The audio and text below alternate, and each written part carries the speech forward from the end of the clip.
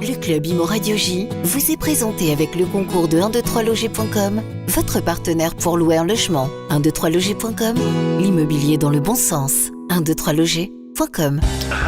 Le Club Imo Radio J, Marc Ezrati. Bonjour à toutes, bonjour à tous et bienvenue dans le Club Imo sur Radio J. Aujourd'hui, deux invités, deux thèmes, le crédit hypothécaire et le métier de marchand de biens. Évidemment, ça n'a aucun rapport.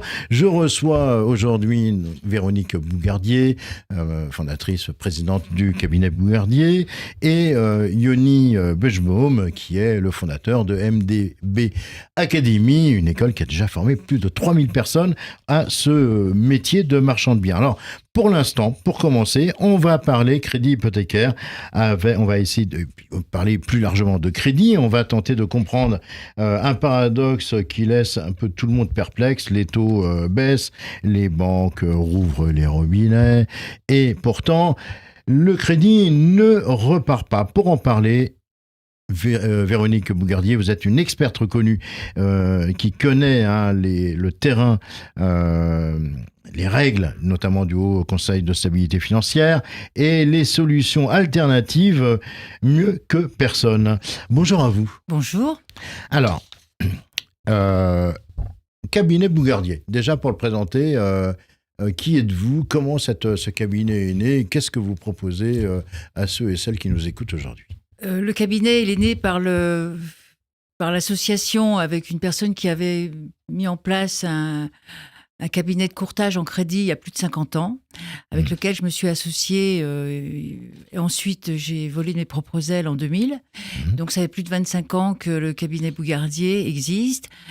Mais il a toujours été très spécialisé en crédit hypothécaire sur une constatation que en France, les personnes sont très riches en immobilier, et manque de cash. Le crédit hypothécaire permet, lui, d'obtenir de la trésorerie en donnant en garantie son bien immobilier. Et bien souvent, lorsque vous devez aujourd'hui, dans le contexte actuel, acheter un bien immobilier, on va vous demander de plus en plus un apport important. Même, nous avons des clients qui viennent nous voir et nous disent j'ai un apport de 50% et pourtant ma banque, elle ne me prête pas. Parce que les revenus sont pas compatibles avec l'endettement aujourd'hui qui est quand même de plus en plus serré. Et si qui avait été un petit peu desserré autour de 37-30%, qui est revenu à 33%. Aujourd'hui, on est à 35%, mais malgré tout, il faut rentrer vraiment dans les cases. Et c'est ça qui, en fonction de votre profession... Pourquoi le crédit hypothécaire a fait peur? J'ai toujours eu cette impression-là, moi, que les gens ne sont pas à l'aise avec ce type de crédit. C'est peut-être le mot hypothécaire qui devrait être supprimé du vocabulaire en France. Parce que franchement, c'est un mot qui fait peur, mais il n'y a aucune raison. Pour la bonne raison que c'est... Quand on parle d'hypothécaire, lorsque vous achetez un bien, autrefois, la banque, elle prenait un privilège de prêteur de deniers. Aujourd'hui, elle demande de plus en plus, pour avoir un risque zéro, la caution d'un organisme qui va cautionner, qui va garantir le prêt. Mais jusqu'à présent, lorsque vous achetiez un bien, la banque, elle vous faisait un crédit, vous aviez un apport, vous achetiez un bien, et on vous prenait un privilège de prêteur sur le bien que vous achetiez. Ce qui est également une inscription hypothécaire. C'est juste le mot qui change. Quand on refinance un bien qu'on a déjà en patrimoine, on appelle ça une hypothèque conventionnelle. Quand on se prend en garantie, la banque prend en garantie un bien que vous achetez, c'est un privilège de prêteur de deniers. Est-ce qu'on a une clientèle particulière, cible en tout cas pour ce crédit hypothécaire? Est-ce qu'il y a des... Alors non, ça s'adresse à tout le monde. Ça s'adresse à des parents qui veulent aider leurs enfants, qui ont besoin... Admettons que vous avez un enfant qui veut acheter un bien immobilier. Donnez-nous des exemples, justement. Alors justement, moi j'ai des cas, par exemple, de très simples, de parents qui viennent nous voir pour faire un prêt hypothécaire, pour aider leur fils ou leur fille à constituer un apport pour qu'ils puissent acheter un bien immobilier. D'accord. C'est sous forme de donation. Vous pouvez, si vous héritez d'un bien immobilier, souvent là, ça va être le cas, parce qu'il va y avoir des transmissions, de fortes transmissions dans les années qui viennent. Les personnes sont souvent amenées à vendre le bien dont ils héritent, même si c'est un bien familial avec lequel il y a de l'affectif, etc., parce qu'ils n'ont pas les moyens ils n'ont pas l'argent comptant, ils n'ont pas reçu les liquidités pour payer les droits. Et les droits sont quand même plutôt cassés, puis sont très importants. en France. Donc, on peut hypothéquer le bien dont on hérite si on a les moyens de payer un crédit sur long terme pour payer ses droits. Alors que le fisc, lui, donne 3 ans pour payer les droits, ce qui est très, très court. Ce qui est court, hein. Ouais. Et autrefois, c'était 10 ans, donc il a réduit à 3 ans. Donc, 3 ans, c'est vraiment trop court, même si les taux sont très bas, ceux qui sont consentis par l'État. Mais 3 ans, c'est une durée qui est trop courte. Donc, nous, on arrive à faire à ce que les personnes gardent le patrimoine, parce qu'on peut faire financer les droits de succession sur une durée de 25 ans. Ou par des prêts in fine, c'est-à-dire qu'ils payent que les intérêts, ce qui fait une charge assez légère au départ, et ils payent le capital au bout de 10, 15 ans, parce qu'ils auront arbitré un de leurs biens. Alors, pour d'autres, si on veut parler d'autres personnes, ça va être des chefs d'entreprise qui veulent mettre de l'apport en compte courant, faire des apports en compte courant. Là, vous parliez de marchands de biens, ça va être le sujet de tout à l'heure. On a beaucoup de marchands de biens qui nous disent, moi, j'ai un bien qui ne me rapporte rien, c'est ma résidence principale ou ma résidence secondaire. Au contraire, elle me coûte.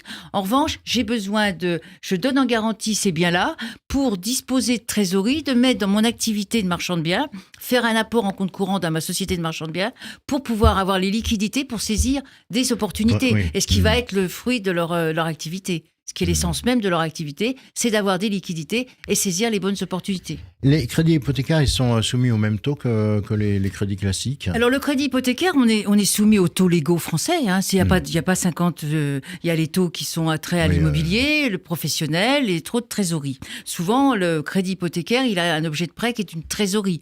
Mais ce qu'il faut savoir, c'est que les banques qui font de l'hypothécaire ou celles avec lesquelles on travaille ne vont pas vous ouvrir de compte, pas demander d'assurance décès, pas de domiciliation de revenus. Donc la banque, elle fait le crédit et c'est tout. Donc elle, ce qu'elle veut, c'est gagner un maximum sur son crédit, tout en étant dans la légalité. Donc le TAEG s'approche souvent du taux d'usure, sans le dépasser, parce que ça serait la fin. Donc elle cherche à avoir le maximum de rentabilité sur leur taux, car c'est le seul gain qu'elles ont. C'est pour ça que le taux varie un tout petit peu à la hausse, mais à contrario, elles ne vont pas avoir d'autres produits annexes de rémunération. Elles ne vont pas, comme elles n'ouvrent pas de compte, il n'y aura pas de carte bleue, il n'y aura pas de placement, il n'y aura rien. Le prêt hypothécaire, c'est vraiment les banques qui savent bien faire du prêt hypothécaire. Elles vont toucher que sur l'intérêt d'emprunt. C'est pour ça il y a une petite différence. Aujourd'hui, si un crédit hypothécaire se fait pour acheter un autre bien, par exemple à l'étranger, comme on a beaucoup de clients qui font des prêts hypothécaires achètent à l'étranger avec des garanties déplacées en France, ils ont un taux immobilier. Donc, le taux immobilier que nous, on pratique, il est à 4,30. Donc, c'est pas non plus prohibitif. Et en même temps, si vous avez 80 ans et qu'on ne vous demande pas d'être assuré, vous avez tout gagné, puisque l'assurance va être très, très chère à 80 ans ou à 70 ans. D'ailleurs, vous dites souvent que c'est pas le problème, c'est pas le coût du crédit, mais l'accès au crédit. Oui, parce qu'actuellement, nous, on a beaucoup de clients qui viennent nous voir en nous disant « Moi, je ne comprends pas, ma banque, elle ne me finance pas parce que j'ai des revenus essentiellement locatifs, je n'ai pas de revenus salariés, je ne suis pas dans les clous pour une banque classique. Je n'ai que des revenus fonciers, par exemple. » Nous, ce sont des clients qui, pour nous, ont au contraire des revenus récurrents, stables. C'est pour ça que le prêt hypothécaire, il a vraiment un avantage où on a des professions libérales, il y a une largesse d'esprit, je trouverais on est plus large que d'esprit. Enfin, on trouve des solutions plus sur mesure pour nous. D'ailleurs, sur les familles modestes qui se disent exclues du crédit, vous avez quelle approche ? Alors, moi, une famille modeste qui a un bien immobilier, qui a besoin d'un prêt hypothécaire pour faire une avance à leurs enfants, etc. On va toujours être dans la limite.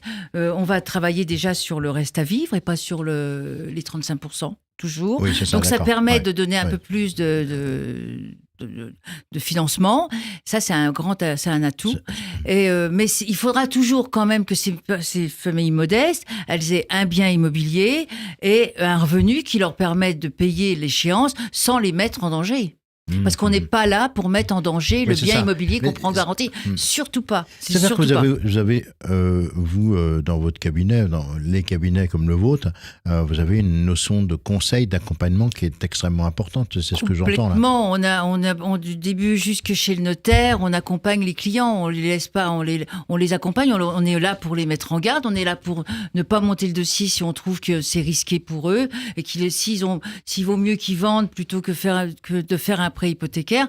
On va pas à tout prix leur faire un prêt hypothécaire. Effectivement, on n'est pas là pour les mettre en danger. Alors, on l'a dit, les crédits hypothécaires sont quand même assez mal compris en France. Est-ce que vous pouvez rapidement nous réexpliquer comment ils fonctionnent ? Alors, le prêt hypothécaire, c'est très simple. Pour faire un prêt hypothécaire, il faut être propriétaire. Puisqu'on donne en garantie un bien qui existe déjà, mais c'est pour plein de raisons. Alors, il a une mauvaise... C'est culturel. En France, comme je vous ai dit préalablement, c'est vraiment le mot qui fait peur. C'est le mot qui fait peur. Mais c'est tout. Parce que c'est une garantie. Si vous avez un placement, les banques, elles préfèrent effectivement vous faire une garantie sur un placement parce que c'est mobile, c'est une valeur mobilière, donc ça peut vite être vendu. Un prêt hypothécaire, c'est la banque qui octroie un crédit sur une garantie immobilière pour recouvrer sa créance. Ça va demander beaucoup plus de temps. Ouais. Et c'est pour ça que les banques ne sont pas tellement à même de le faire. Pourquoi est-ce que ça marche mieux en Allemagne, en Belgique, au Canada ou aux États-Unis ? Alors là, c'est vraiment une question de culture. C'est vraiment une question de culture parce que pour les Suisses, par exemple, qui ne sont pas des gens, entre guillemets, rigolos, sont plutôt des gens sérieux, il est pour eux inadmissible d'avoir un bien qui ne soit pas hypothéqué. C'est l'inverse de nous. C'est transgénérationnel et ils font d'autres achats, ils développent leur patrimoine grâce au crédit hypothécaire. Ils font des crédits sur 50 ans et tous leurs biens sont en général hypothéqués pour toujours faire un effet de levier grâce à leur patrimoine immobilier sur les générations futures. Est-ce que, ce sera ma dernière question, est-ce que le crédit hypothécaire pourrait devenir un levier de reprise du marché, notamment pour les secondos accédants ? Tout à fait. Le prêt hypothécaire, c'est un véritable effet de levier. Vous êtes propriétaire d'un bien, vous l'apportez en garantie. Bien sûr, il ne faut jamais oublier d'avoir les moyens de faire un crédit. Ça, c'est la base. Il faut pouvoir payer ses échéances. Mais ça permet effectivement de générer un apport si vous voulez acheter un second bien. Et je vais vous donner un exemple rapidement. Vous avez un bien immobilier qui est quasiment payé. Vous allez acheter un autre bien parce que vous voulez une maison de campagne pour les enfants, etc. On va pouvoir vous prêter 100% de cette maison de campagne ou de cette résidence secondaire en prenant en garantie, même si vous n'avez pas de cash du tout, en prenant en garantie le bien, votre résidence principale. Donc, on hypothèque le bien, la résidence secondaire, la résidence principale, et on vous finance la totalité du besoin sans que vous ayez à mettre du cash si vous n'en avez pas en plus, vous n'avez pas d'économie, si vous n'avez pas fait d'économie. Vous pourrez vous acheter tout de suite votre bien, même faire les travaux, payer les droits tant qu'on aura, puisqu'on prendra les deux biens en garantie. Donc les biens immobiliers sont vraiment source de financement. Merci beaucoup, infiniment, Véronique Bougardier. C'est moi qui vous remercie. De nous avoir beaucoup renseigné sur le crédit hypothécaire. D'ailleurs, si ceux ou celles qui nous écoutent veulent en savoir plus, ils vont appeler le standard. Et évidemment, on leur transmettra vos coordonnées. À très bientôt, Véronique. Merci. Voilà, tout de suite, c'est le choix du club. Radio J, Marc Ezrati. Et aujourd'hui, nous recevons un invité très particulier, un visage désormais incontournable d'un métier aussi fascinant que méconnu. Il s'agit de Yoni Buschbaum, il est marchand de biens, formateur, fondateur de MDB Academy et auteur du livre Devenir marchand de biens, Devenir marchand de biens, c'est paru chez Vuibert. Et j'ai le grand plaisir de vous recevoir, Yoni Buschbaum. Bonjour. Bonjour Marc, mais plaisir partagé. Alors, c'est un homme, hein. Vous êtes un homme au parcours singulier, vous êtes arrivé dans l'immobilier en 2013, vous êtes autodidacte, structuré, passionné, et vous êtes devenu en quelques années l'un des pédagogues les plus reconnus du secteur, avec plus de 3000 élèves formés. Vous avez accepté notre invitation et on vous en remercie. Alors, Yoni, vous démarrez l'immobilier en 2013, puis très vite, vous devenez marchand de biens et fondé MDB Academy en anglais. Quel a été le vrai déclencheur, le moment où vous vous êtes dit « c'est là que je dois aller » ? Alors, on s'est lancé avec mon grand frère qui m'a amené dans ce domaine en 2013. On a trouvé une opportunité, on s'est dit, il m'a dit, tiens, on pourrait faire ça. On l'a fait. Donc, on a essuyé tous les plâtres parce qu'à l'époque, il n'y avait aucune formation qui existait. Et puis, on s'est dit que quand même, c'était très intéressant, passionnant, un métier avec beaucoup, beaucoup de choses à connaître, à apprendre. Et donc, on a quand même décidé de lancer et de créer une société de marchand de biens. Et on a pris toutes les gamelles, on a commis toutes les erreurs. Toutes les erreurs classiques on va pas parler de Saint-Étienne, mais enfin, c'est presque... toutes les erreurs classiques des débutants marchands de biens. C'est ça. Et quelques années après, je me suis dit que forcément... Vous aviez fonctionné au mètre carré. Comment ? Au prix du mètre carré. Ouais, exactement. Ouais, c'est ça. Mais pour ça que je parlais de Saint-Étienne, qui est l'une des villes les moins chères. Peut-être à éviter. Mais quelques années après, j'ai réalisé que si j'avais connu cette problématique, d'autres personnes devaient avoir besoin de ces connaissances, de cette méthodologie. Et donc, en 2018, j'ai choisi de créer l'AMDB Academy, un organisme de formation spécialement dédié aux activités de marchand de biens immobiliers. 3000 élèves, et c'est énorme en 10 ans. Oui, alors quand j'ai créé cette activité, je me suis dit que ça allait me faire un petit hobby, en fait, parce que j'aime beaucoup la transmission de connaissances et un complément de revenus à côté de mon activité immobilière. Et en fait, c'est devenu quelque chose d'énorme, puisqu'il y a eu l'envolée des prix, l'engouement pour l'activité de marchand de biens. Encore aujourd'hui, ça... Alors, il y a eu ce gros mouvement vers l'immobilier entre 2019 et 2022. C'est ça. Après, ça s'est beaucoup tassé. Il y a eu la crise qui est arrivée, mais qui a fait du bien aussi, puisqu'elle a permis d'éliminer beaucoup de touristes qui s'étaient engouffrés dans la brèche, des opportunistes, que ce soit d'ailleurs dans le courtage ou partout dans la transaction, les agents IMO, partout. Donc ça a fait le ménage. Donc aujourd'hui, c'est un petit peu différent, je crois qu'on... Alors justement, pour nos auditeurs, marchand de biens, c'est une expression un peu entendue. Enfin, les gens se méfient de ça. Oui. Alors, c'est quoi un marchand de biens ? Un marchand de biens, très concrètement, c'est un professionnel de l'immobilier, un entrepreneur qui fait du commerce. C'est-à-dire que c'est un commerçant de biens immobiliers. C'est un commerçant. Il y a des commerçants qui achètent des coques de portables et qui le revendent au détail. Nous, on doit acheter des biens immobiliers en gros ou les revendre au détail. Vous les achetez pas en gros, les biens immobiliers ? Alors ça dépend. Il y a certaines opérations dans lesquelles, oui, si on achète par exemple un immeuble, un grand immeuble et qu'on revend à la découpe.